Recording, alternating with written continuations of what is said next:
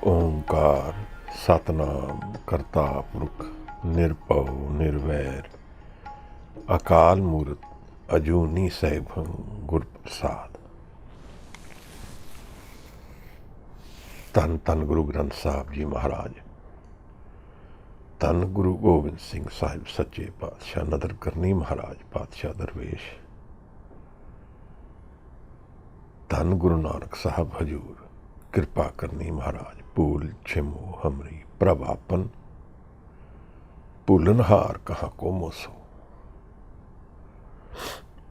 ਵਾਹਿਗੁਰੂ ਜੀ ਕਾ ਖਾਲਸਾ, ਵਾਹਿਗੁਰੂ ਜੀ ਕੀ ਫਤਿਹ।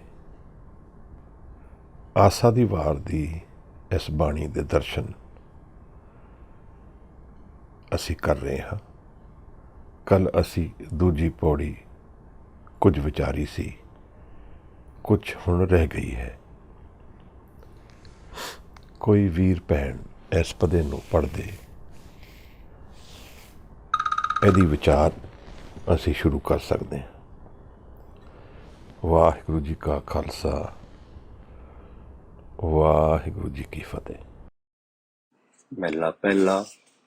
ਵੱਡੀ ਵਡਿਆਈ ਜਾਂ ਵੱਡਾ ਨਾਉ, ਵੱਡੀ ਵਡਿਆਈ ਜਾਂ ਸੱਚ ਨਿਆਉ, ਵੱਡੀ ਵਡਿਆਈ ਜਾਂ ਨੈਚਲ ਥਾਉ, ਵੱਡੀ ਵਡਿਆਈ ਜਾਣੇ ਆ ਲਾਓ, ਵੱਡੀ ਵਡਿਆਈ ਬੂਝੈ ਸਭ ਭਾਉ, ਵੱਡੀ ਵਡਿਆਈ ਜਾਂ ਪੁੱਛ ਨਾ ਦਾਤ, ਵੱਡੀ ਵਡਿਆਈ ਜਾਂ ਆਪੇ ਆਪ, ਨਾਨਕ ਕਾਰਨ ਕਥਨੀ ਜਾਏ, ਕੀਤਾ ਕਰਣਾ ਸਰਬ ਰਜ਼ਾਏ।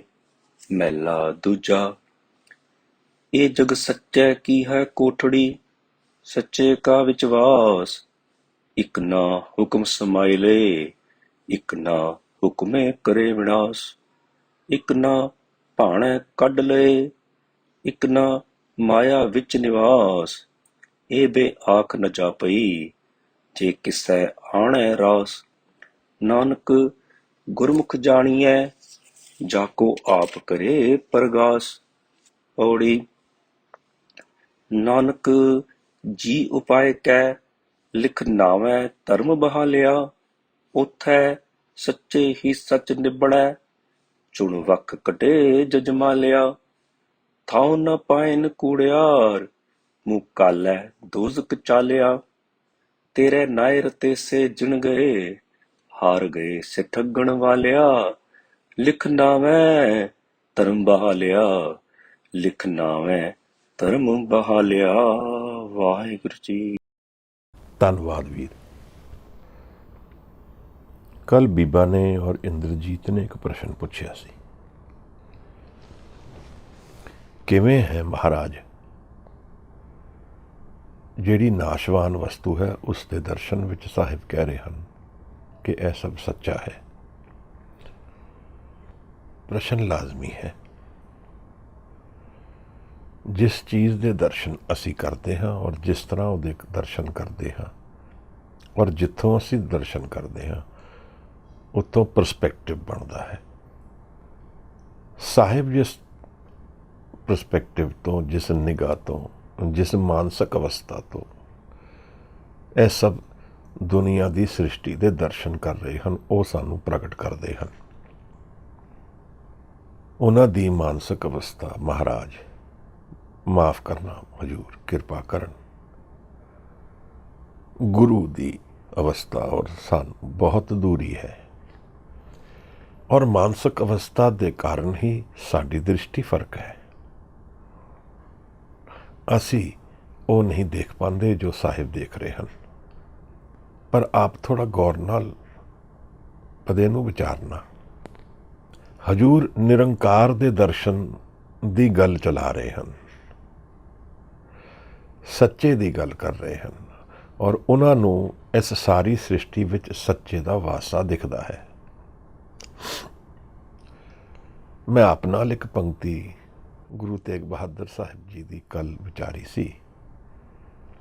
ਬਾਹਰ ਭੀਤਰ ਏਕੋ ਜਾਣੇ, ਇਹ ਗੁਰ ਗਿਆਨ ਬਤਾਈ।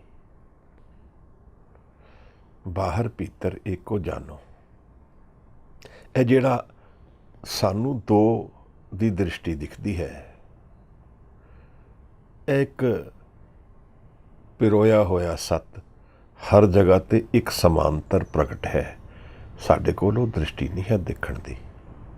ਅਸੀਂ ਉਹਨੂੰ ਦੇਖ ਨਹੀਂ ਪਾਵਾਂਗੇ ਜਦ ਤੱਕ ਸਾਡੀ ਮਾਨਸਿਕ ਅਵਸਥਾ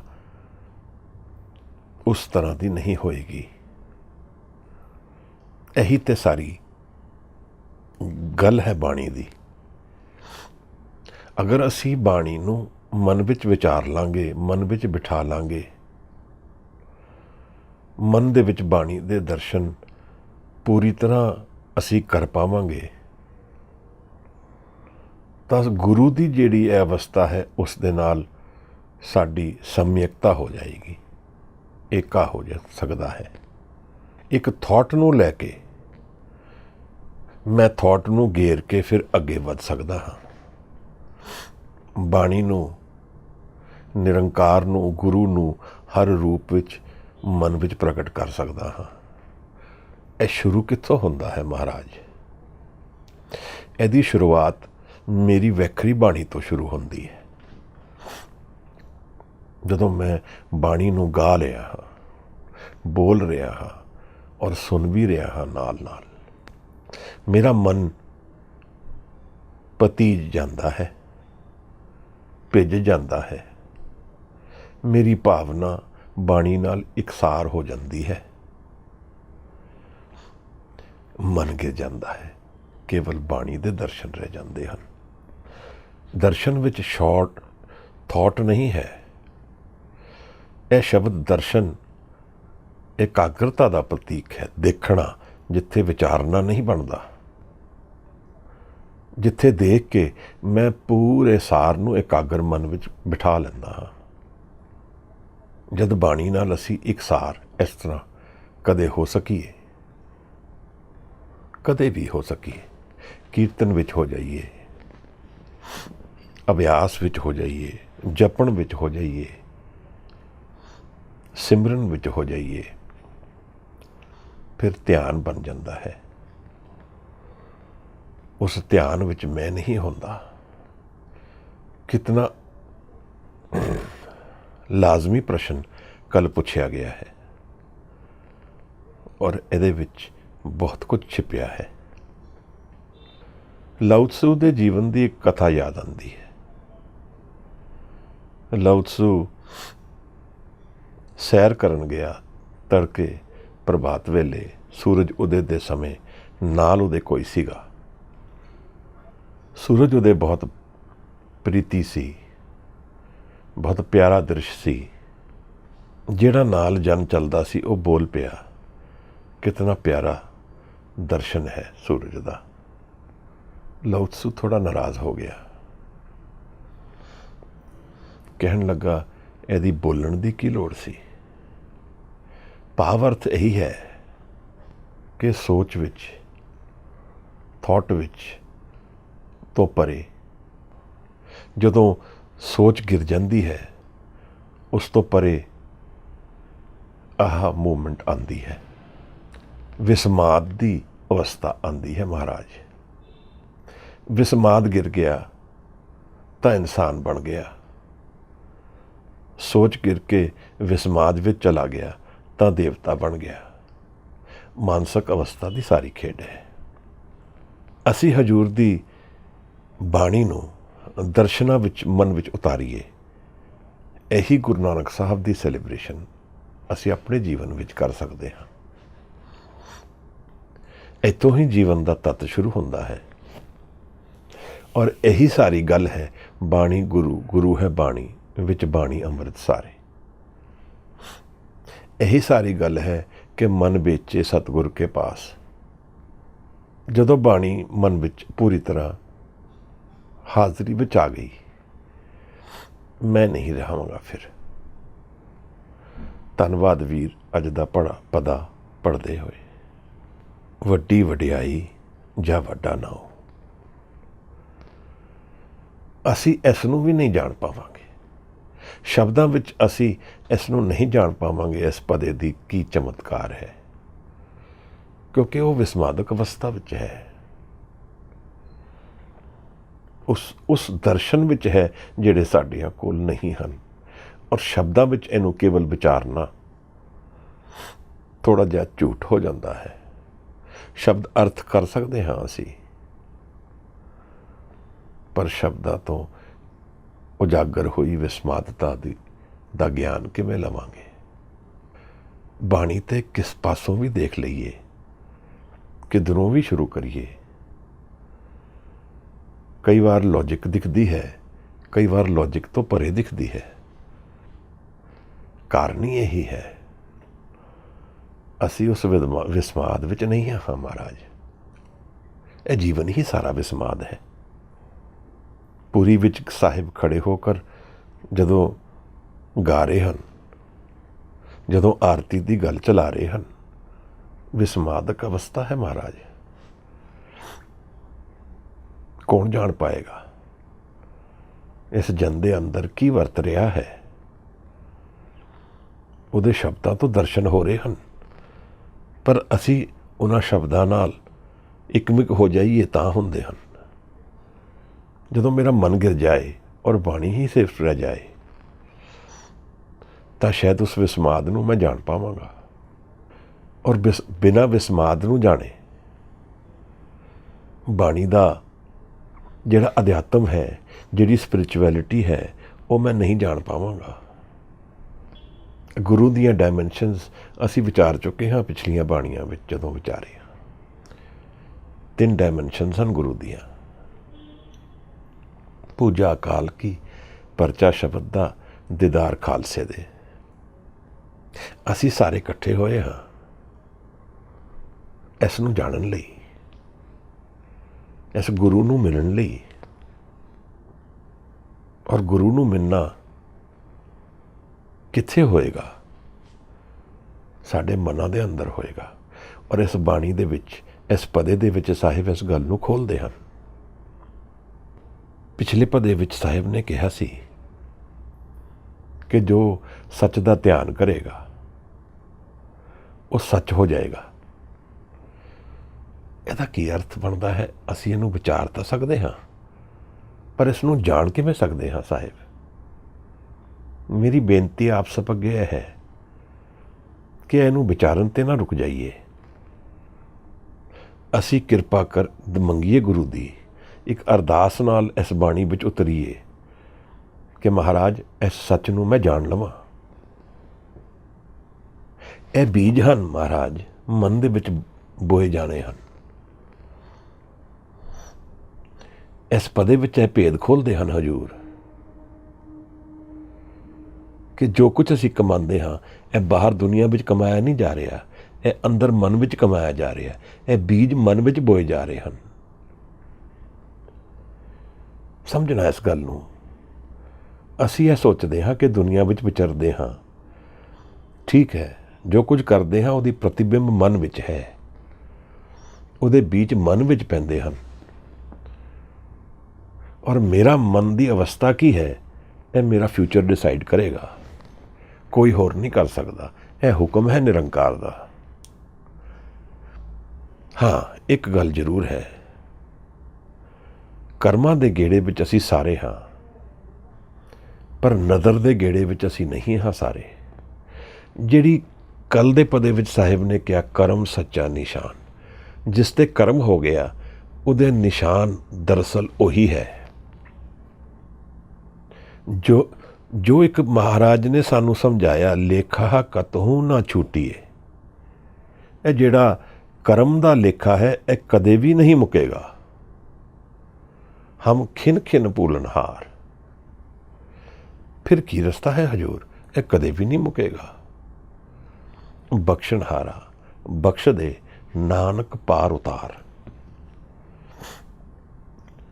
ਸਾਹਿਬ ਕਹਿੰਦੇ ਹਨ ਕਿ ਉਹਦੀ ਬਖਸ਼ਿਸ਼ ਮੰਗੀਏ, ਉਹ ਸਾਨੂੰ ਪਾਰ ਉਤਾਰੇ।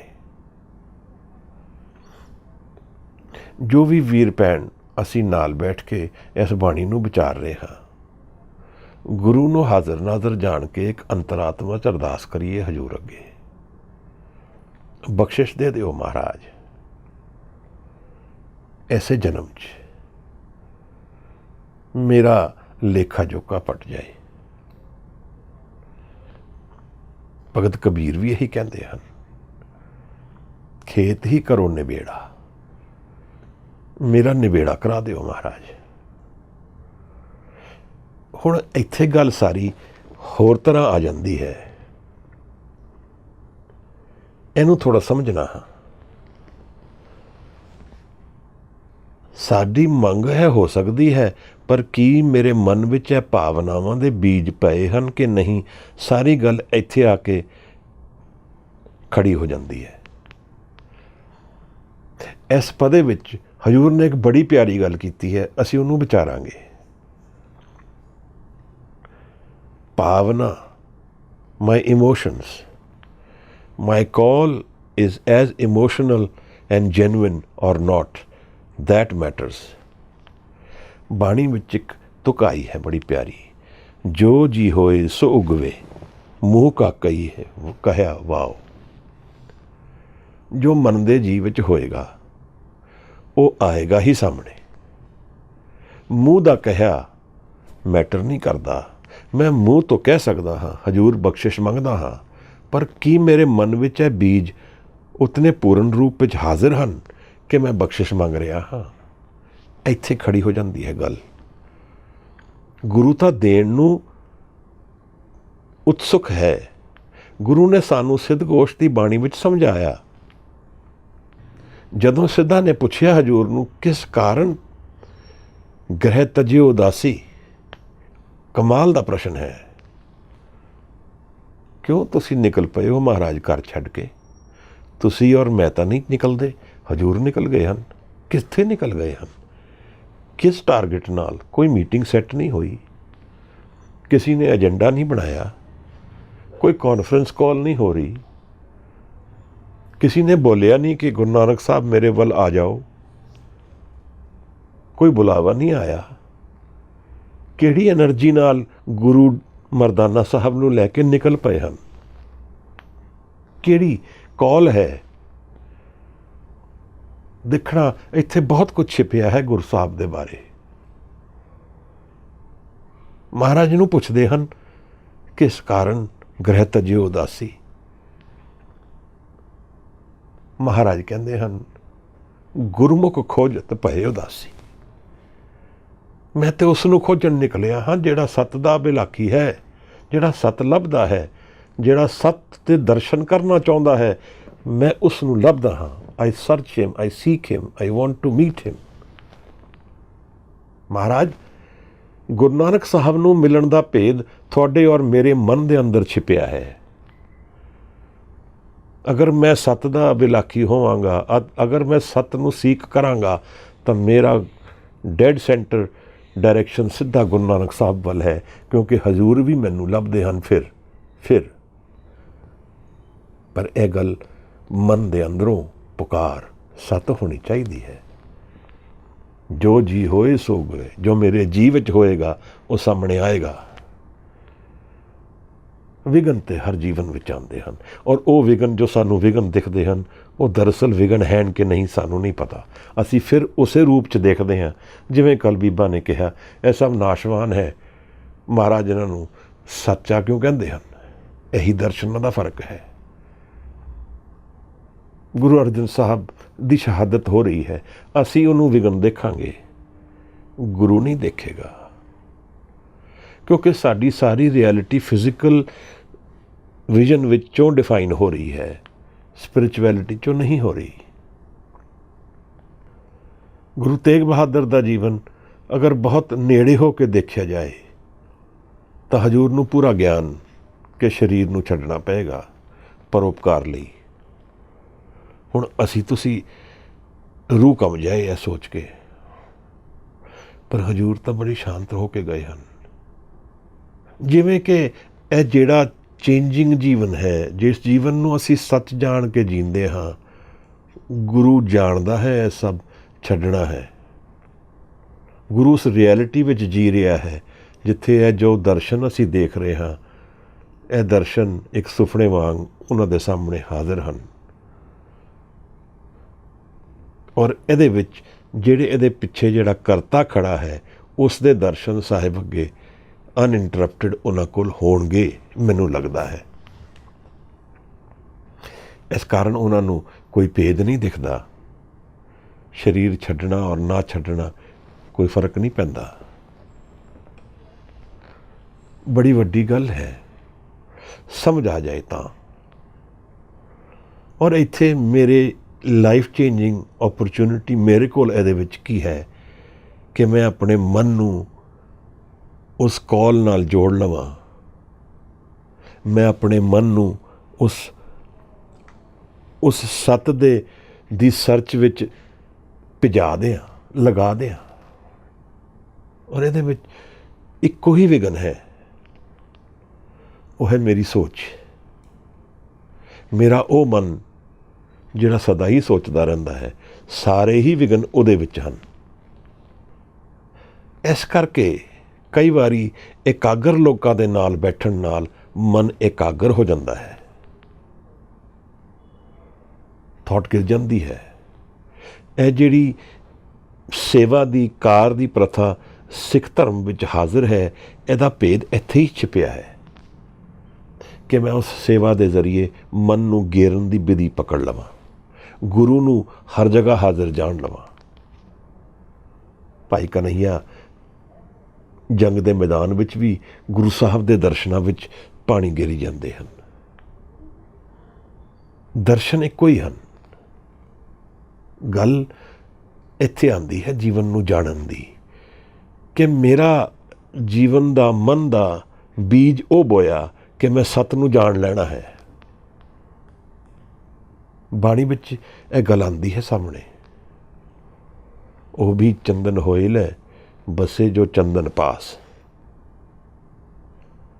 ਚੰਦਨ ਦੇ ਨੇੜੇ, ਧਿਆਨਸਥ ਪੁਰਸ਼ ਦੇ ਨੇੜੇ, ਸ਼ਬਦ ਅਭਿਆਸ ਦੇ ਨੇੜੇ, ਸ਼ਬਦ ਦੇ ਨੇੜੇ ਫਿਰ ਆਪਣਾ ਮਨ ਵੀ ਭੇਜਣਾ ਸ਼ੁਰੂ ਹੋ ਜਾਂਦਾ ਹੈ। ਇੱਕ ਤਰੀਕਾ ਹੈ।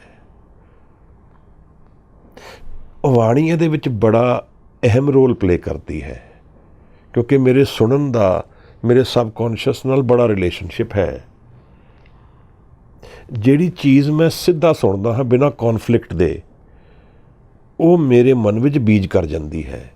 ਇੱਥੇ ਬਾਣੀ ਨੂੰ ਸੁਣਦਾ ਹਾਂ ਮੈਂ, ਗੁਰੂ ਨਾਨਕ ਸਾਹਿਬ ਦੀ ਬਾਂਗ ਨੂੰ ਮੈਂ ਸੁਣਦਾ ਹਾਂ, ਉਹ ਮੇਰੇ ਅੰਦਰ ਬੀਜ ਕਰ ਜਾਂਦੀ ਹੈ। ਮੇਰੇ ਜੀਵਨ ਨੂੰ ਇੱਕ ਰਾਹ ਪੈ ਜਾਂਦਾ ਹੈ। ਗੁਰੂ ਤਾਂ ਸੁਪਨੇ ਵਿੱਚ ਵੀ ਆ ਕੇ ਮਿਲ ਲਏਗਾ, ਪਰ ਗੁਰੂ ਦਾ ਫਾਰਮ ਹੀ ਗੁਰੂ ਨਹੀਂ ਹੈ। ਸਿਰਫ ਫਾਰਮਲੈਸ ਵੀ ਗੁਰੂ ਹੈ, ਨਿਰਾਕਾਰ ਵੀ ਗੁਰੂ ਹੈ। ਤਾਂ ਜ਼ਰੂਰੀ ਨਹੀਂ ਹੈ ਕਿ ਗੁਰੂ ਸਿਰਫ ਸਾਨੂੰ ਇੱਕ ਫਾਰਮ ਦੇ ਵਿੱਚ ਆ ਕੇ ਮਿਲੇਗਾ। ਮੇਰੀ ਆਪ ਨੂੰ ਇਹ ਸਬਮਿਸ਼ਨ ਹੈ ਕਿ ਇਸ ਬਾਣੀ ਦੀ ਵਿਸਮਾਦ ਦੇ ਦਰਸ਼ਨ ਦੀ ਅਭਿਲਾਖੀ ਅਸੀਂ ਸਾਰੇ ਹੋਈਏ, ਔਰ ਗੁਰੂ ਦੀ ਬਾਣੀ ਦੇ ਨਾਲ ਇਸ ਤਰ੍ਹਾਂ ਇੱਕਮਿਕ ਹੋਣਾ ਯਤਨ ਕਰੀਏ ਜਿਵੇਂ ਬੈਠ ਕੇ ਮੈਂ ਬਾਣੀ ਗਾ ਲਈ ਅਕੇਲੇ, ਅੱਖਾਂ ਬੰਦ ਕਰਕੇ, ਔਰ ਸੁਣੀ। ਇਹ ਸ਼ੁਰੂਆਤ ਹੈ ਮਨ ਦੇ ਸਾਧਨ ਦੀ, ਉਸ ਮਨ ਨੂੰ ਗੇਰਨ ਦੀ ਸ਼ੁਰੂਆਤ ਹੈ ਜਿੱਥੇ ਸੋਚ ਚੱਲਦੀ ਹੈ ਮਹਾਰਾਜ ਇੱਧਰ ਜਾਣਾ ਹੈ। ਔਰ ਜਿਸ ਦਿਨ ਅਸੀਂ ਗੁਰੂ ਵੱਲ ਮੁੱਖ ਕਰਕੇ ਜਾਵਾਂਗੇ, ਗੁਰੂ ਹਾਜ਼ਰ ਹੋ ਜਾਏਗਾ ਜੀਵਨ ਵਿੱਚ, ਕਿਉਂਕਿ ਗੁਰੂ ਲੱਭਦਾ ਹੈ। ਉਹਨਾਂ ਨੂੰ ਲੱਭਦਾ ਹੈ ਜਿਹੜੇ ਸੱਤ ਨੂੰ ਲੱਭਦੇ ਹਨ। ਆਓ ਗੁਰੂ ਨਾਨਕ ਸਾਹਿਬ ਨੂੰ ਮਿਲਣ ਦਾ ਯਤਨ ਕਰੀਏ, ਭਰੋਸਾ ਰੱਖੀਏ ਸਾਨੂੰ ਮਿਲਣਗੇ।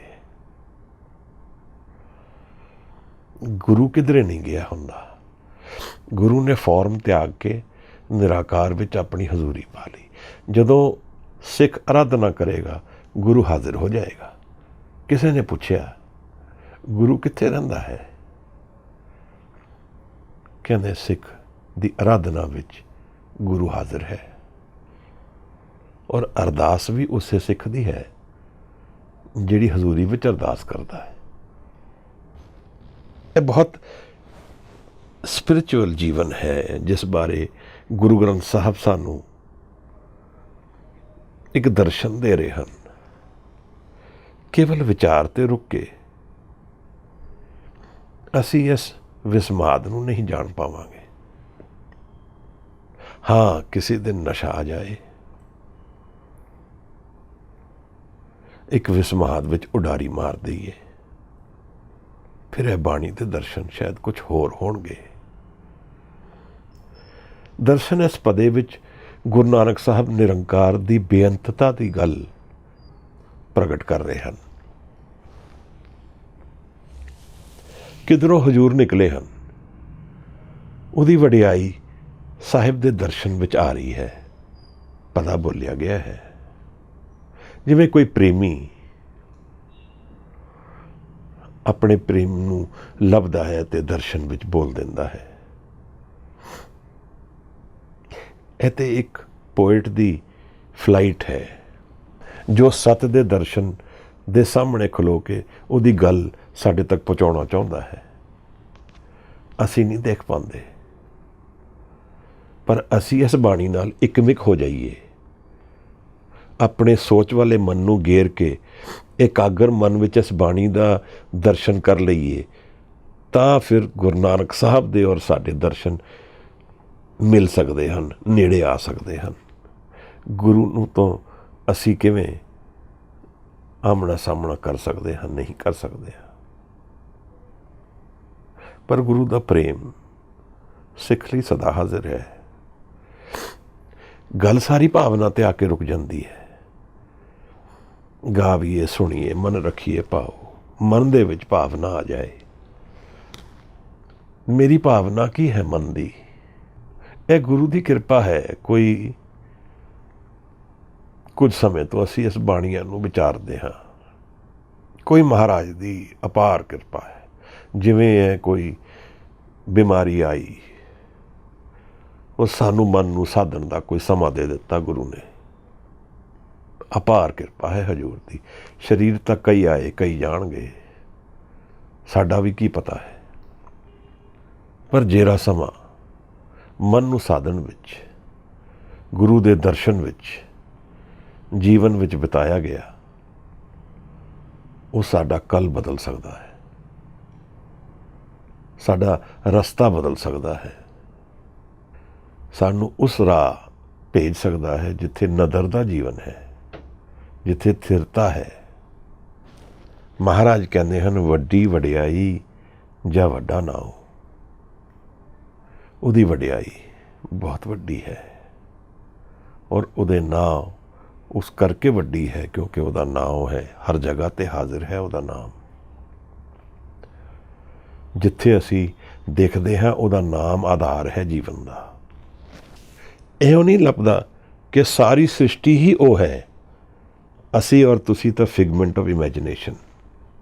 ਰਿਐਲਿਟੀ ਹੀ ਇੱਕ ਹੈ ਜੀਵਨ ਵਿੱਚ, ਇੱਕ ਓਮਕਾਰ। ਬਿਲਕੁਲ ਸਿਰੇ ਤੇ ਖੜੀ ਹੋ ਗਈ ਗੱਲ। ਔਰ ਅਸੀਂ ਕਿਧਰਾਂ ਵਿਚਾਰਾਂ ਦੇ ਵਿੱਚ ਲੱਭਦੇ ਹਾਂ, have my cake and eat it too, ਕਿ ਮੈਂ ਵੀ ਰਹਿ ਜਾਏ ਔਰ ਨਿਰੰਕਾਰ ਮੇਰੇ ਸਾਰੇ ਸਮਾਧਾਨ ਵੀ ਕਰ ਦੇ। ਇੱਥੇ ਕੌਨਫਲਿਕਟ ਆਉਂਦਾ ਹੈ ਫਿਰ ਜੀਵਨ ਵਿੱਚ। ਮਹਾਰਾਜ ਕਹਿੰਦੇ ਨੇ, ਵੱਡੀ ਵਡਿਆਈ ਜਾਂ ਸੱਚ ਨਿਆਂ, ਉਹਦਾ ਨਿਆਂ, ਉਹਦੀ ਜਸਟਿਸ, ਉਹ ਸੱਚ ਹੈ। ਹੁਣ ਅਸੀਂ ਇੱਥੇ ਵੀ ਨਹੀਂ ਸਮਝ ਪਾਵਾਂਗੇ ਕਿ ਸਾਨੂੰ ਉਹ ਨਿਆਂ ਦਿਖਦਾ ਨਹੀਂ। ਕਿਸ ਕਾਰਨ, ਕਿਸ ਨਾਲ ਕੀ ਹੋ ਰਿਹਾ ਹੈ, ਮੈਨੂੰ ਨਹੀਂ ਦਿਖ ਰਿਹਾ, ਮੈਨੂੰ ਕਾਰਨ ਹੀ ਨਹੀਂ ਪਤਾ।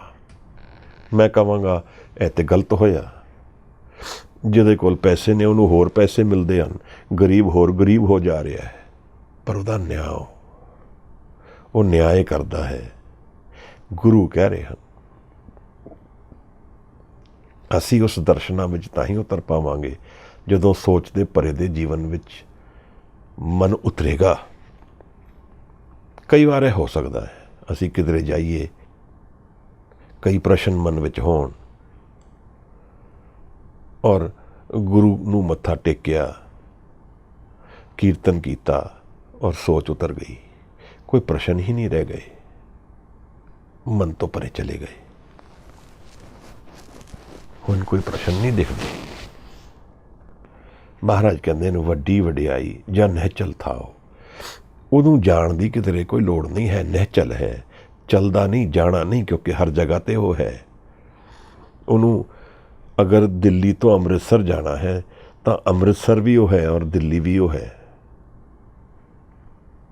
ਨਿਹਚਲ ਥਾਓ, ਉਹਦੀ ਥਾਓ ਹਰ ਜਗ੍ਹਾ ਹੈ। ਉਹਦਾ ਆਸਨ ਥਿਰ ਹੈ, ਸਟੇਬਿਲਿਟੀ ਹੈ, ਔਰ ਸਟੇਬਲ ਮਾਈਂਡ ਵਿੱਚ ਮੈਂ ਉਸ ਨੂੰ ਜਾਣ ਸਕਦਾ ਹਾਂ।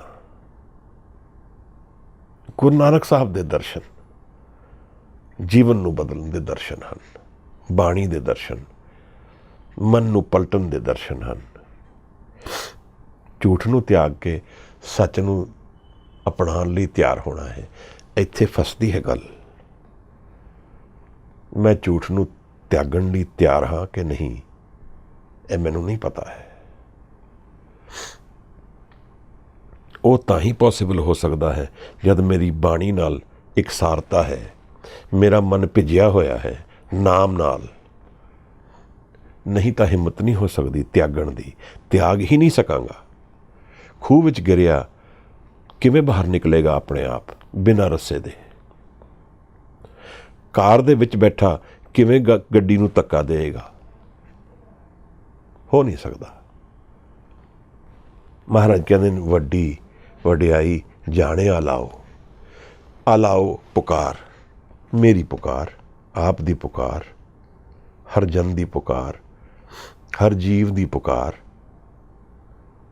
ਹਰ ਕੀਟ ਪਤੰਗੇ ਦੀ ਪੁਕਾਰ ਸਭ ਜਾਣਦਾ ਹੈ ਉਹ। ਕਿਵੇਂ ਹੋ ਸਕਦਾ ਹੈ? ਕਿਤਨਾ ਵੱਡਾ ਡੇਟਾਬੇਸ। ਕਿਉਂਕਿ ਹਰ ਜੀਵ ਦੇ ਵਿੱਚ ਉਹ ਵਸਦਾ ਹੈ, ਆਪ ਦੇ ਵਿੱਚ ਵੀ, ਮੇਰੇ ਵਿੱਚ ਵੀ।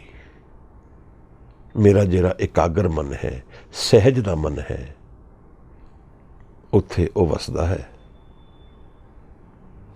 ਉਹ ਥਿਰ ਹੈ, ਕਦੇ ਬਦਲਦਾ ਨਹੀਂ ਹੈ। ਮਹਾਰਾਜ ਕਹਿੰਦੇ ਨੇ ਪੁਕਾਰ ਸੁਣਦਾ ਹੈ। ਵੱਡੀ ਵਡਿਆਈ ਬੂਝੇ ਬੂਝੇ ਸਭ ਭਾਓ।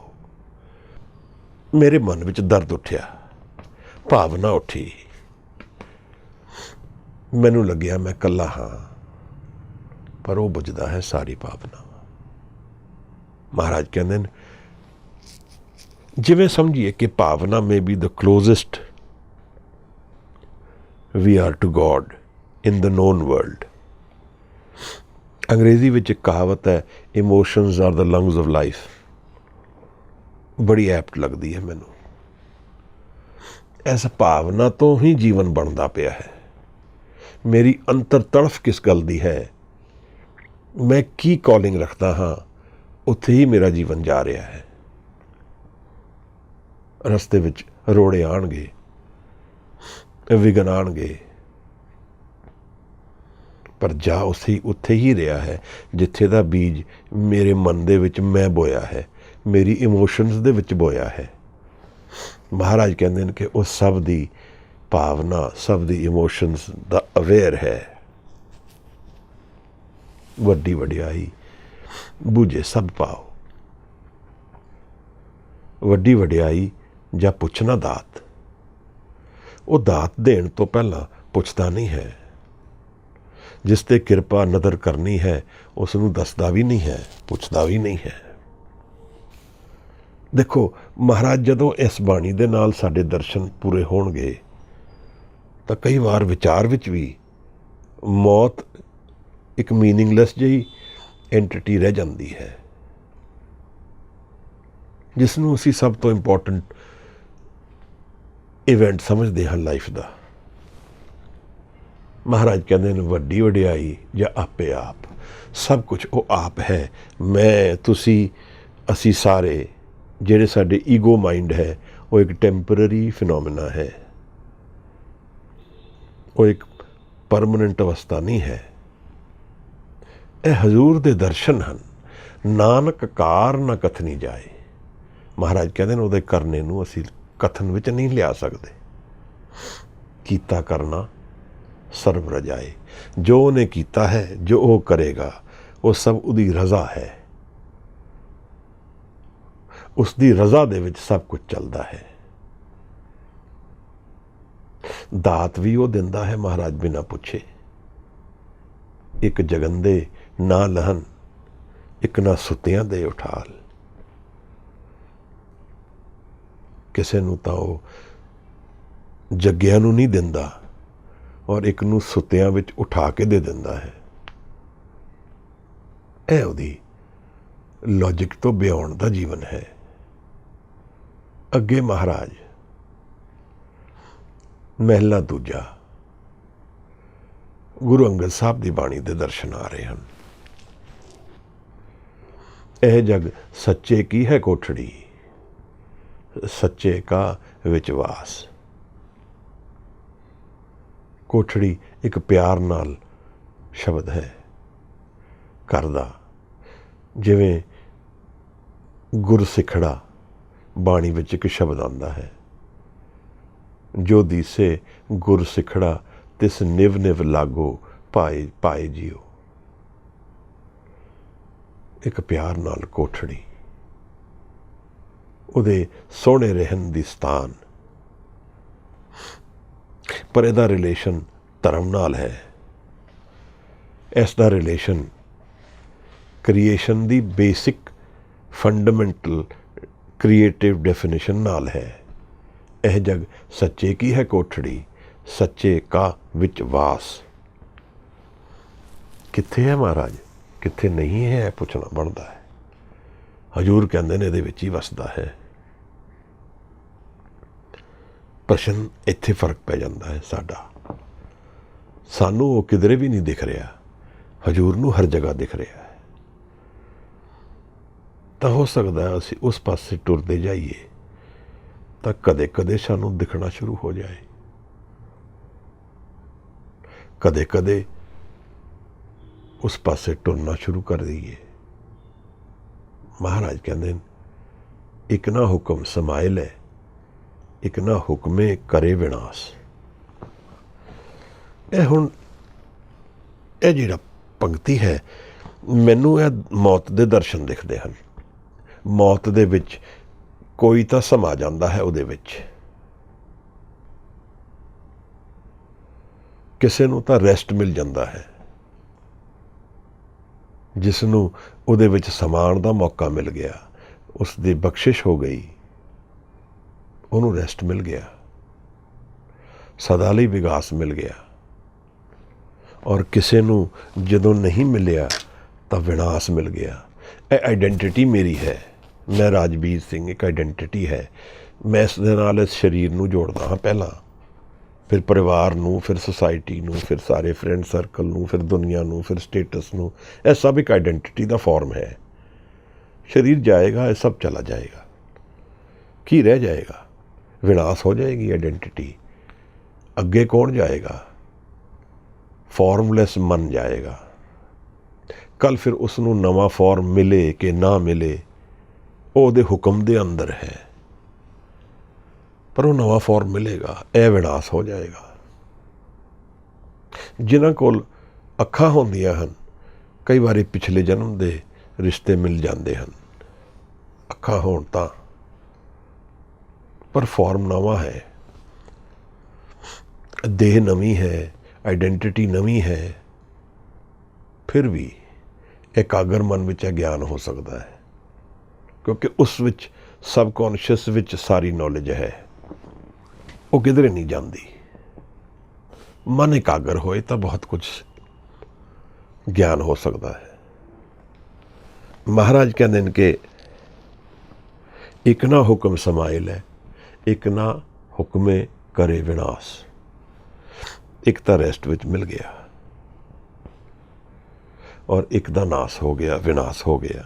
ਤਾਂ ਵਿਨਾਸ਼ ਵਿੱਚ ਪੇਨ ਹੈ, ਕਿਉਂਕਿ ਜਦ ਮੇਰੀ ਆਈਡੈਂਟੀਟੀ ਖਤਮ ਹੋਏਗੀ ਤਾਂ ਜੋ ਚੀਜ਼ ਮੈਂ ਪਕੜ ਕੇ ਰੱਖਿਆ ਆਪਣੇ ਨਾਲ ਕਿ ਇਹ ਮੈਂ ਹਾਂ, ਉਹ ਮੇਰੇ ਤੋਂ ਖੋਹ ਲਈ ਜਾਏਗੀ। ਔਰ ਉਸ ਵੇਲੇ ਫਿਰ ਪੇਨ ਔਰ ਦਰਦ ਹੋਏਗਾ, ਕਿਉਂਕਿ ਮੇਰੀ ਹੋਣਾ ਉਸ ਆਈਡੈਂਟੀਟੀ ਦੇ ਨਾਲ ਰਿਲੇਸ਼ਨ ਰੱਖਦਾ ਹੈ। ਮੈਂ ਨਹੀਂ ਜਾਣਦਾ ਕਿ ਮੈਂ ਉਸ ਆਈਡੈਂਟੀਟੀ ਤੋਂ ਬਿਨਾਂ ਵੀ ਹਾਂ। ਇਹ ਚੀਜ਼ ਮੈਂ ਨਹੀਂ ਜਾਣਦਾ, ਕਿਉਂਕਿ ਉਸ ਮਨ ਨੂੰ ਮੈਂ ਨਹੀਂ ਜਾਣਿਆ। ਜਿਨ੍ਹਾਂ ਨੇ ਜਾਣਿਆ, ਉਹਨਾਂ ਲਈ ਉਸ ਆਈਡੈਂਟੀਟੀ ਨੂੰ ਛੱਡਣਾ ਵੀ ਇੱਕ ਸੈਲੀਬ੍ਰੇਸ਼ਨ ਹੋ ਜਾਂਦੀ ਹੈ। ਮਹਾਰਾਜ ਕਹਿੰਦੇ ਨੇ ਇੱਕ ਨਾ ਭਾਣੇ ਕੱਢ ਲਏ। ਇੱਕ ਨੂੰ ਉਹ ਆਪਣੇ ਭਾਣੇ ਦੇ ਵਿੱਚ ਕੱਢ ਲੈਂਦਾ ਹੈ, ਇਸ ਕਰਮਾਂ ਦੇ ਜੀਵਨ 'ਚੋਂ ਕੱਢ ਕੇ ਨਦਰ ਦੇ ਜੀਵਨ ਵਿੱਚ ਪ੍ਰਵੇਸ਼ ਕਰਾ ਦਿੰਦਾ ਹੈ। ਇੱਕ ਨਾ ਭਾਣੇ ਕੱਢ ਲਏ, ਇੱਕ ਨਾ ਮਾਇਆ ਵਿੱਚ ਨਿਵਾਸ। ਦੂਸਰੇ ਨੂੰ ਮਾਇਆ ਦੇ ਵਿੱਚ, ਮਾਇਆ ਨੂੰ ਅਸੀਂ ਸਮਝ ਸਕਦੇ ਹਾਂ ਜਿਵੇਂ ਇਲੂਜ਼ਨ। ਜਿਸ ਤਰ੍ਹਾਂ ਅਸੀਂ ਜੀਂਦੇ ਹਾਂ, ਅਸੀਂ ਆਪਣੇ ਰੋਜ਼ਮर्रा ਨੂੰ ਜੀਵਨ ਨੂੰ ਰੀਅਲ ਜਾਣ ਕੇ ਉਸ ਨੂੰ ਰੋਜ਼ ਜੀਂਦੇ ਜਾਂਦੇ ਹਾਂ, ਔਰ ਉਸ ਇਲੂਜ਼ਨ ਦੇ ਵਿੱਚ ਹੀ ਸਾਡਾ ਜੀਵਨ ਬਹਿੰਦਾ ਜਾ ਰਿਹਾ ਹੈ। ਜਿਹੜੀ ਚੀਜ਼ ਹੈ ਨਹੀਂ, ਅਸੀਂ ਉਸੇ ਨੂੰ ਠੋਸ ਜਾਣਦੇ ਹਾਂ। ਜਿਹੜੀ ਜੀਵਨ ਸਾਨੂੰ ਦਿਖਦਾ ਹੈ, ਅਸੀਂ ਉਸੇ ਨੂੰ ਸਦਾ ਲਈ ਹੋਣ ਵਾਲਾ ਜੀਵਨ ਜਾਣ ਲੈਂਦੇ ਹਾਂ। ਨਹੀਂ ਤਾਂ ਫਿਰ ਜੀਣਾ ਮੁਸ਼ਕਿਲ ਹੋ ਜਾਂਦਾ ਹੈ। ਨੀਟਜ਼ੇ ਇਸ ਨੂੰ ਨੈਸੈਸਰੀ ਇਲੂਜ਼ਨ ਕਹਿੰਦਾ ਹੈ ਕਿ ਜੇ ਮੈਂ ਨਾ ਜਾਣਾ ਕਿ ਮੈਂ ਸਵੇਰੇ ਨਹੀਂ ਉੱਠ ਪਾਵਾਂਗਾ, ਇਹ ਪੋਸੀਬਿਲਿਟੀ ਹੈ, ਤਾਂ ਰਾਤ ਨਹੀਂ ਸੋ ਪਾਵਾਂਗਾ, ਤਾਂ ਮੈਨੂੰ ਤਾਂ ਇਹੀ ਅਜ਼ਿਊਮ ਕਰਨਾ ਹੋਏਗਾ ਮੈਂ ਤਾਂ ਨਹੀਂ ਮਰਨਾ ਹੈ। ਮਹਾਰਾਜ ਕਹਿੰਦੇ ਨੇ ਇੱਕ ਨਾ ਭਾਣੇ ਕੱਢ ਲਏ, ਇੱਕ ਨਾ ਮਾਇਆ ਵਿੱਚ ਨਿਵਾਸ। ਇਹ ਵੀ ਆਖ ਨਾ ਜਾਪਈ ਜਾਂ ਕਿਸੇ ਆਣੇ ਰਾਸ। ਇਹ ਵੀ ਮਹਾਰਾਜ ਕਹਿੰਦੇ ਨੇ ਕਿ ਅਸੀਂ ਨਹੀਂ ਕਹਿ ਸਕਦੇ ਕਿ ਕਿਸ ਨੂੰ ਕਿਰਪਾ ਹੋਣ ਲੱਗੀ ਹੈ, ਕਿਸ ਨੂੰ ਕਿਰਪਾ ਹੋਏਗੀ, ਕਿਸ ਤੇ ਨਜ਼ਰ ਹੋ ਜਾਏਗੀ, ਕਿਸ ਨੂੰ ਬਖਸ਼ਿਸ਼ ਹੋ ਜਾਏਗੀ, ਕਰਮਾਂ ਦੇ ਗੇੜੇ ਤੋਂ ਬਾਹਰ ਨਿਕਲ ਜਾਏ। ਇਹ ਵੀ ਨਹੀਂ ਕਹਿ ਸਕਦੇ। ਉਹ ਜਾਣਦਾ ਹੈ ਜਿਹੜਾ ਗੁਰਮੁਖ ਹੈ। ਹਜ਼ੂਰ ਕਹਿੰਦੇ ਨਾਨਕ ਗੁਰਮੁਖ ਜਾਣੀਏ। ਗੁਰਮੁਖ, ਗੁਰੂ ਦਾ ਵੀ ਇੱਕ ਸ਼ਬਦ ਗੁਰਮੁਖ ਹੈ। ਸੱਚ ਨੂੰ ਜਾਣਨ ਵਾਲਾ ਵੀ ਗੁਰਮੁਖ ਹੈ। ਨਾਨਕ ਗੁਰਮੁਖ ਜਾਣੀਏ ਜਾਂ ਕੋ ਆਪ ਕਰੇ ਪ੍ਰਗਾਸ। ਦਰਅਸਲ ਪ੍ਰਗਾਸ ਦਾ ਜਿਹੜਾ ਕੰਟਰੋਲ ਹੈ ਉਹ ਨਿਰੰਕਾਰ ਕੋਲ, ਆਪਣੇ ਕੋਲ ਹੈ। ਮਨ ਦਾ ਸਤੋਂ ਪ੍ਰਗਾਸ ਹੈ। ਪ੍ਰਗਾਸ ਤੋਂ ਕੀ ਜਾਣੀਏ? ਪ੍ਰਕਾਸ਼, ਲਾਈਟ। ਮਨ ਤੂੰ ਜੋਤ ਸਰੂਪ ਹੈ, ਆਪਣਾ ਮੂਲ ਪਛਾਣ। ਕੇਵਲ ਲਾਈਟ ਅੱਖਾਂ ਨਾਲ ਦੇਖੀ ਨਹੀਂ, ਅਵੇਅਰਨੈਸ, ਆਨੰਦ। ਫਿਰ ਸਾਹਿਬ ਨੇ ਇੱਕ ਹੋਰ ਗੁਰਬਾਣੀ ਵਿੱਚ ਗੱਲ ਦੱਸੀ ਹੈ, ਅਨਹਦ, ਅਨਹਦ ਬਾਣੀ, ਅਨਹਦ ਨਾਦ। Sound without source, light without source, happiness without reason. ਇਹ ਮੈਨੂੰ ਸਮਝ ਆਏ ਕਿ ਤਿੰਨ ਮਨ ਦੇ ਮੂਲ ਨੇਚਰ ਹਨ। ਮਨ ਦੇ ਰੀਅਲ ਨੇਚਰ ਹੈ। ਜਦੋਂ ਮੈਂ ਆਪਣੀ ਈਗੋ ਨੂੰ ਹਟਾ ਕੇ ਮਨ ਨੂੰ ਧੋ ਦਿਆਂ, ਬਾਣੀ ਨਾਲ ਸਾਫ਼ ਕਰ ਲਵਾਂ, ਸ਼ੁੱਧ ਕਰ ਲਵਾਂ, ਜਿਵੇਂ ਇੱਕ ਗੰਦਾ ਟੇਬਲ ਹੋਇਆ, ਮੈਂ ਉਸ ਨੂੰ ਬਿਲਕੁਲ ਸਾਫ਼ ਕਰ ਲਵਾਂ, ਉਹਦੇ ਥੱਲੋਂ ਕੀ ਮਿਲੇਗਾ? ਇਹ ਤਿੰਨ ਚੀਜ਼ਾਂ ਹਾਜ਼ਰ ਹਨ ਮਨ ਵਿੱਚ। ਬਾਣੀ ਸਾਨੂੰ ਦੱਸਦੀ ਹੈ। ਆਨੰਦ ਹਾਜ਼ਰ ਹੈ, ਪ੍ਰਕਾਸ਼ ਹਾਜ਼ਰ ਹੈ। ਜੋ ਜਲ ਮੇ ਜਲਾਏ ਖਟਾਨਾ, ਤਿਉ ਜੋਤੀ ਸੰਗਜੋਤ ਸਮਾਨਾ। ਉਹ ਤਾਂ ਸਮਾ ਗਏ ਹਨ ਮਹਾਰਾਜ, ਜੋਤ ਦੇ ਵਿੱਚ ਹੀ ਜੋਤ ਬਣ ਗਏ ਹਨ। ਤਾਂ ਮੈਂ ਹਨੇਰਾ ਹੋਵਾਂਗਾ, ਜੋਤ ਦੇ ਵਿੱਚ ਕਿਵੇਂ ਸਮਾਵਾਂਗਾ ਹਜ਼ੂਰ? ਜਦ ਜੋਤ ਪ੍ਰਕਾਸ਼ ਮਨ ਦੀ ਪ੍ਰਗਟ ਹੋ ਗਈ ਤਾਂ ਉਹਦੇ ਵਿੱਚ ਸਮਾ ਗਿਆ। ਫਿਰ ਮਿਟ ਗਏ ਗਮਨ, ਚੇਂਜ ਖਤਮ ਹੋ ਗਿਆ, ਆਵਾਗਮਨ ਖਤਮ ਹੋ ਗਿਆ, ਪਾਏ ਵਿਸਰਾਮ। ਅਸੀਂ ਨੀਂਦਰ ਨੂੰ ਵਿਸਰਾਮ ਜਾਣਦੇ ਹਾਂ, ਗੁਰੂ ਸ਼ਬਦ ਦੇ ਧਿਆਨ ਨੂੰ ਵਿਸਰਾਮ ਜਾਣਦੇ ਹਨ। ਦੁਨੀਆ ਕਹਿੰਦੀ ਹੈ 8 ਘੰਟੇ ਸੁੱਤੇ ਬਿਨਾਂ ਆਪਰੇਟ ਨਹੀਂ ਕਰ ਸਕਦੇ। ਮਨ ਨੂੰ ਅਗਰ ਸ਼ਬਦ ਵਿੱਚ ਸਾਧਿਆ ਜਾਏ, ਮੈਂ ਉਹਨਾਂ ਲੋਕਾਂ ਨਾਲ ਰਿਹਾ ਹਾਂ ਜਿਹੜੇ 2 ਘੰਟੇ ਤੋਂ ਉੱਪਰ ਨਹੀਂ ਸੌਂਦੇ ਹਨ। ਮਨ ਨੂੰ ਸਾਧਨ ਦੀ ਵਿਧੀ ਹੈ। ਨਾਨਕ ਗੁਰਮੁਖ ਜਾਣੀਏ ਜਾ ਕੋ ਆਪ ਕਰੇ ਪ੍ਰਗਾਸ। ਪੌੜੀ ਤਾਂ ਸਾਨੂੰ ਦਰਸ਼ਨ ਵਿੱਚ ਅੱਗੇ ਆ ਰਹੀ ਹੈ, ਇਹਦੀ ਵਿਚਾਰ ਵੀ ਕਰ ਲਈਏ। ਹਜ਼ੂਰ ਦੇ ਜਿਹੜੀ ਅਖੀਰਲੀਆਂ ਪੰਕਤੀਆਂ ਹੁੰਦੀਆਂ ਹਨ ਪਦੇ ਦੀਆਂ, ਉਹ ਸਾਨੂੰ ਪਦੇ ਦਾ ਨਿਚੋੜ ਦੱਸਦੀਆਂ ਹਨ। ਕਨਕਲੂਜਨ, ਉਹਦਾ ਸਿਨੋਪਸਿਸ, ਉਹਦੀ ਡਰਾਈਵ ਪ੍ਰਗਟ ਕਰਦੀਆਂ ਹਨ। ਮਹਾਰਾਜ ਕਹਿੰਦੇ ਹਨ, ਨਾਨਕ ਜੀ ਉਪਾਏ ਕੇ ਲਿਖ ਨਾਵੇਂ ਧਰਮ ਬਹਾਲਿਆ। ਇਹ ਕ੍ਰੀਏਸ਼ਨ ਦੀ ਗੱਲ ਚੱਲ ਰਹੀ ਹੈ ਹਜੂਰ। ਮਹਾਰਾਜ ਨੂੰ ਕ੍ਰੀਏਸ਼ਨ ਦੇ ਦਰਸ਼ਨ ਹੋ ਰਹੇ ਹਨ, ਕ੍ਰੀਏਟਰ ਦੇ ਦਰਸ਼ਨ ਹੋ ਰਹੇ ਹਨ। ਇਸ ਪ੍ਰੋਸੈਸ ਤੇ ਅਵੇਅਰ ਹੋ ਕੇ ਹਜੂਰ ਕਹਿ ਰਹੇ ਹਨ ਕਿ ਉਸਨੇ ਜੀ ਨੂੰ ਉਪਾਇਆ ਹੈ। ਲਿਖ ਨਾਵੇਂ ਧਰਮ ਬਹਾਲਿਆ। ਲਿਖਣ ਤੋਂ ਭਾਵ ਜੋ ਮੈਨੂੰ ਸਮਝ ਆਉਂਦਾ ਹੈ ਇਜ਼ ਐਕਸਪ੍ਰੈਸ਼ਨ। ਜਦੋਂ ਨਿਰੰਕਾਰ ਲਿਖਦਾ ਹੈ, ਕ੍ਰੀਏਸ਼ਨ ਐਕਸਪ੍ਰੈਸ ਹੁੰਦੀ ਹੈ। ਲਿਖ ਨਾਵੇਂ, ਆਪਣੇ ਨਾਮ ਦੀ ਹਜ਼ੂਰੀ ਤੋਂ ਧਰਮ ਬਹਾਲਿਆ। ਧਰਮ ਬਹਾਲ ਲਿਆ ਗਿਆ, ਬਿਠਾਇਆ ਗਿਆ, ਧਰਮ ਪ੍ਰਗਟ ਕੀਤਾ ਗਿਆ। ਧਰਮ ਬੜਾ ਵੱਡਾ ਪ੍ਰਸ਼ਨ ਹੈ ਜੀਵਨ ਦਾ। ਧਰਮ ਨੂੰ ਬਹਾਲਿਆ। ਨਿਰੰਕਾਰ ਮਾਲਕ ਹੈ ਸਾਰੀ ਸ੍ਰਿਸ਼ਟੀ ਦਾ। ਇਸ ਨੂੰ ਜਾਣ ਲੈਣਾ ਮੇਰੇ ਵਿਊ ਵਿੱਚ ਧਰਮ ਹੈ, ਔਰ ਇਸ ਨੂੰ ਨਾ ਜਾਣ ਲੈਣਾ ਅਧਰਮ ਦੀ ਗੱਲ ਹੈ। ਮੈਂ ਕੋਈ ਵਸਤੂ ਲੈਂਦਾ ਹਾਂ, ਕਿਸ ਨੇ ਉਸ ਨੂੰ ਕਿਸ ਤਰ੍ਹਾਂ ਬਣਾਈ ਹੈ, ਉਸ ਨੂੰ ਮੈਂ ਜਾਣ ਲਵਾਂ ਤਾਂ ਉਸ ਵਸਤੂ ਨੂੰ ਪੂਰੀ ਤਰ੍ਹਾਂ ਜਾਣ ਪਾਵਾਂਗਾ, ਨਹੀਂ ਤਾਂ ਜਾਣ ਨਹੀਂ ਪਾਵਾਂਗਾ। ਜੇ ਮੈਂ ਪਲਾਸਟਿਕ ਦੀ ਵਸਤੂ ਨੂੰ ਲੋਹਾ ਸਮਝ ਲਵਾਂ ਤਾਂ ਉਸ ਨੂੰ ਕਿਵੇਂ ਜਾਣਦਾ ਹਾਂ? I am not aware of reality of what is the product called life. That's Maya, illusion, ਧੋਖਾ, ਭਰਮ। ਤਾਂ ਮਹਾਰਾਜ ਨੇ ਕਈ ਸ਼ਬਦਾਂ ਵਿੱਚ ਸਾਨੂੰ ਕਿਹਾ, ਦੇਖ ਤਾਂ ਸਹੀ, ਨਾ ਇਹ ਪਰਿਵਾਰ ਰਹੇਗਾ, ਨਾ ਇਹ ਦੁਨੀਆ ਰਹੇਗੀ, ਨਾ ਇਹ ਕਾਰੋਬਾਰ ਰਹਿਣਗੇ। ਦੇਖ ਦੁਨੀਆ ਵਿੱਚ ਅਸਲ ਕੀ ਹੈ। ਡਿਫਰੈਂਸ ਇਹ ਹੈ ਕਿ ਜਿਹੜੀ ਚੀਜ਼ ਟੈਂਪਰਰੀ ਹੈ ਉਸ ਨੂੰ ਮੈਂ ਟੈਂਪਰਰੀ ਮਾਨ ਕੇ ਜੀਆਂ ਤਾਂ ਉਹਦੇ 'ਚ ਕੋਈ ਧੋਖਾ ਨਹੀਂ ਰਹਿ ਗਿਆ। ਫਿਰ ਜੇ ਮੈਂ ਮਾਨ ਲਿਆ ਕਿ ਮੈਂ ਪਰਿਵਾਰ ਵਿੱਚ ਜੀਣਾ ਹਾਂ, ਇਹ ਕੱਲ੍ਹ ਇਸ ਪਰਿਵਾਰ ਵਿੱਚ ਨਹੀਂ ਰਹਿਣਾ ਹੈ, ਤਾਂ ਧੋਖਾ ਕੀ ਹੈ? ਕੋਈ ਧੋਖਾ ਨਹੀਂ ਹੈ। ਪਰ ਜੇ ਮੈਂ ਉੱਥੇ ਰਹਿੰਦਾ ਹੋਇਆ ਇਹ ਭੁੱਲ ਗਿਆ ਕਿ ਮੈਂ ਕਦੇ ਜਾਣਾ ਹੈ ਔਰ ਇੱਥੇ ਮੈਨੂੰ ਕਿਸ ਨੇ ਬਿਠਾਇਆ ਹੈ, ਤਾਂ ਫਿਰ ਮੈਂ ਧੋਖੇ ਵਿੱਚ ਜੀ ਰਿਹਾ ਹਾਂ। ਤਾਂ ਫਿਰ ਮੈਂ ਆਪਣੇ ਆਪ ਨਾਲ ਧੋਖਾ ਕਰ ਰਿਹਾ ਹਾਂ। ਹਜ਼ੂਰ ਕਹਿੰਦੇ ਹਨ, ਲਿਖ ਨਾਵੇਂ ਧਰਮ ਬਹਾਲਿਆ। ਨਾਮ ਉਹਦਾ ਧਰਮ ਹੈ। ਉਹ ਬੈਠਿਆ ਹੈ ਇਹ ਸਾਰੀ ਸ੍ਰਿਸ਼ਟੀ ਵਿੱਚ, ਨਾਮ ਵਿਆਪਕ ਹੈ। ਹਜ਼ੂਰ ਕਹਿੰਦੇ ਨੇ ਉਸ ਮਾਨਸਿਕ ਅਵਸਥਾ ਵਿੱਚ ਉੱਥੇ ਸੱਚੇ ਹੀ ਸੱਚ ਨਿਬੜੇ। ਉੱਥੇ ਹੀ ਸੱਚ, ਇਹ ਸ਼ਬਦ ਸੱਚਾ ਗੁਰੂ ਸਾਹਿਬ ਨੂੰ ਬੜਾ ਪਿਆਰਾ ਹੈ। ਸੱਚ ਨੂੰ ਨਿਰੰਕਾਰ ਜਾਣੀਏ, ਇੱਕੋ ਸੱਚ ਹੈ ਦੁਨੀਆ ਵਿੱਚ। ਹਜ਼ੂਰ ਕਹਿੰਦੇ ਨੇ ਉੱਥੇ ਸੱਚੇ ਹੀ ਸੱਚ ਨਿਬੜੇ, ਚੁਣ ਵੱਖ ਕੱਢੇ ਜਜਮਾਲਿਆ। ਉਹਦੇ ਵਿੱਚ ਉਹਨਾਂ ਨੂੰ ਉਹ ਵੱਖ ਕੱਢ ਦਿੰਦਾ ਹੈ ਜਿਹੜੇ ਸੱਚ ਨੂੰ ਨਹੀਂ ਜਾਣਦੇ। ਜਿਹੜੇ ਸੱਚ ਨੂੰ ਜਾਣਦੇ ਹਨ ਉਹਨਾਂ ਨੂੰ ਵੱਖ ਕੱਢ ਦਿੰਦਾ ਹੈ। ਜਿਹੜੇ ਪਾਪੀ ਹਨ, ਪਾਪੀ ਕੌਣ ਹਨ? ਜਿਹੜੇ ਨਿਰੰਕਾਰ ਨੂੰ ਜਾਣਦੇ ਹੀ ਨਹੀਂ, ਜਿਸ ਨੇ ਬਣਾਇਆ ਉਹਨਾਂ ਨੂੰ, ਉਹਦੇ ਅਵੇਅਰ ਨਹੀਂ ਹਨ। ਉੱਥੇ ਸੱਚੇ ਹੀ ਸੱਚ ਨਿਬੜੇ। ਜਿਹੜੇ ਸੱਚੇ ਹਨ ਮਤਲਬ ਸੱਚ ਨੂੰ ਜਾਣ ਗਏ। ਮਹਾਰਾਜ ਨੇ ਸਾਨੂੰ ਪਿਛਲੇ ਪਦਿਆਂ ਵਿੱਚ ਦੱਸਿਆ ਹੈ ਕਿ ਕੌਣ ਉਸ ਨੂੰ ਜਾਣਗੇ।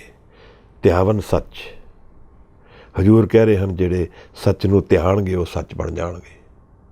ਨਾਨਕ ਸੱਚ ਧਿਆਨ ਸੱਚ। ਸੱਚ ਦਾ ਧਿਆਨ ਕਿਵੇਂ ਧਰਨਾ ਹੈ?